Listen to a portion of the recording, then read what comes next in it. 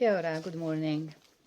Today is Thursday, 16th of September, and the reading of today is taken from Gospel of Luke. One of the Pharisees asked Jesus to share his meal. So he went to the Pharisee's home and, as usual, reclined on the sofa to eat.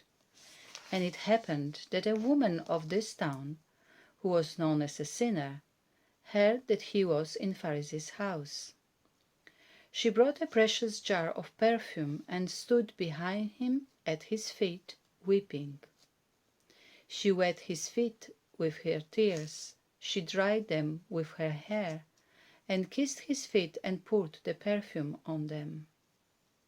The Pharisee who had invited Jesus was watching and thought, if this man were a prophet, he would know what sort of person is touching him.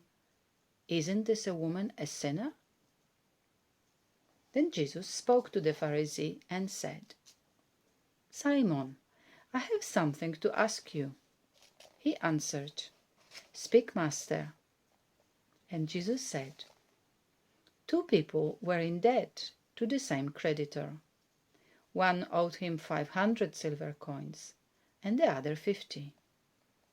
As they were unable to pay him back, he graciously cancelled the debts of both. Now, which of them will love him more? Simon answered, The one, I suppose, who was forgiven more. And Jesus said, You are right. And turning towards the woman, he said to Simon, Do you see this woman? You gave me no water for my feet when I entered your house, but she has washed my feet with her tears and dried them with her hair. You didn't welcome me with a kiss, but she has not stopped kissing my feet since I came in. You provided no oil for my head, but she has poured perfume on my feet. This is why I tell you, her sins, her many sins, are forgiven because of her great love. But the one who is forgiven little has little love. Then Jesus said to the woman, Your sins are forgiven.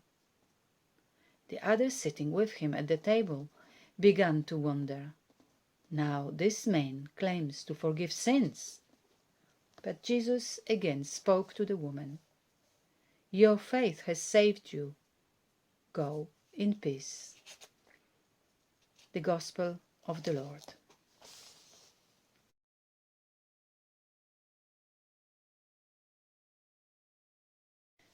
In the Gospel of today, we learn that there is a party, a special dinner at Simon's the Pharisee's house, and Jesus is the great guest of honor.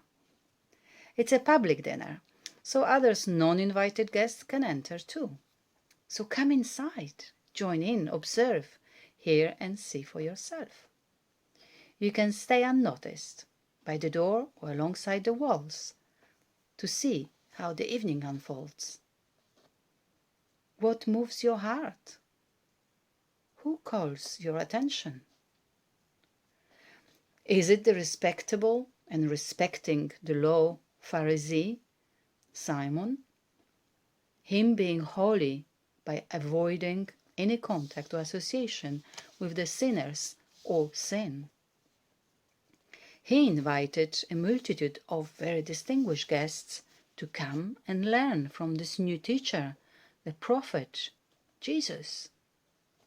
Or maybe even you are on the list of those guests and will be sitting by Jesus, listening to him, only at a certain point to get embarrassed and shocked, but what will happen? Or maybe is it the sinful woman who draws your attention? The unnamed, unknown, uninvited, silent, yet so diligently and importantly present woman. She has crushed Simon's party, embarrassing the host, shocking the others with her actions, disrupting the meal, conversations, the etiquette. Yet she is the one, lovingly noticed and accepted by the guest of honor, Jesus. She is a sinner, shedding tears of gratitude for God's forgiveness. Or maybe it is Jesus that you are drawn to, accepting the invitation of a Pharisee, a respectful man, and yet acknowledging and putting in a spotlight the devotion, actions, gifts, humility, love of a sinful woman, offering her his attention, grace, acceptance, and forgiveness. We hear in the story that Simon doubts Jesus' authority. Without saying it, he thinks in his heart that Jesus should know better than being touched by a sinful person. Simon represents the old law, where to avoid contamination, you needed to keep physical distance from those that were sinful, from the sin. Jesus, in contrast, is offering a very different law, a law of acceptance, the law in which he seeks and receives the sinners close to him. Jesus responds to Simon's unspoken words with a story. He tells him a story of two men who had debt, one a small, of about 2 months' wages, the other one, a big one, 1 year of wages. They were unable to pay back. And the debt was cancelled. They were freely forgiven. And Jesus asked Simon, who of the two, you think, will love the debtor more? Simon, maybe he feels that that's the trap, maybe not, but he answers justly, the one with bigger debt forgiven. Oh, Simon, learn from the example. It is not about the rules and the laws. It's about love, forgiveness, and mercy. Those who are forgiven most love most. At this point, Jesus turns towards the woman, and yet he continues to talk to Simon. He asks him another question. Do you see this woman? Do you actually see her? Do you see her? Or her reputation? Do you see a person? Or a social outcast? Do you see a broken human being in need of love? Or do you see a sin? Do you love her? Or are you embarrassed and shocked and disdained by her presence, her actions, her story? Jesus uses the sinful woman's actions to teach a lesson to the righteous Pharisee.